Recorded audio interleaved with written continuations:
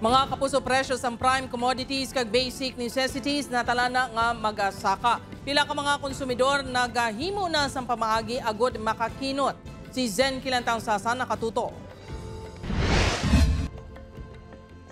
Antas magpangumpra si Vanessa sa mga kinahanglanon sa iya balay, gina-check si ni Anay ang price tag sa mga produkto antes isulod sa basket. Inibangod naga-budget na sila sa iya bana tungod sa kamahal sa mga balaklon. Sakit man siya sa budget. Kay ti sa imo sang una for ang imo 1,000 damo pa mabakal mo. Subong do medyo gamay na lang gid. Kag medyo budget gid sa.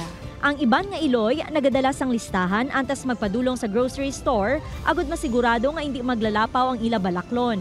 Kung ano lang priority sa panimalay mo na mong ginabakal. Importante gid bala. Kinanglan ang mga gid sa panimalay ang ginauna pagkain kag tapos mga naadlad lang nga ginagamit bala. Sang damlag lang ginanunsyo sang Department of Trade and Industry nga ginaprubahan na nila ang hinyo sang manufacturers nga price adjustments sa 63 ka items sang basic necessities kag prime commodities nga ipatuman sa masunod nga bulan. Sa 217 ka produkto nga nalakip sa suggested retail price bulletin, 72% lang ang wala sang pagkulag sa presyo kag 28% ang may pagsaka apang minimal lang suno sa ahensya. Ginatudlo rason sang ahensya sa price hike amo ang pagsaka man sang presyo sang raw materials kag labor. Lakip sa items nga magasaka ang presyo amo ang canned sardines, kandila, battery kag powdered milk.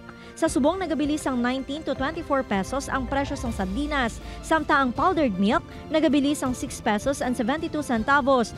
Tubtub 11 pesos ang magamay nga sachet, 95 pesos and 50 centavos ang dalago nga pack sang gatas. Subong wala kami increase pero February may ara. Naghatag ng iban nga distributor sang price list pero mga February pa.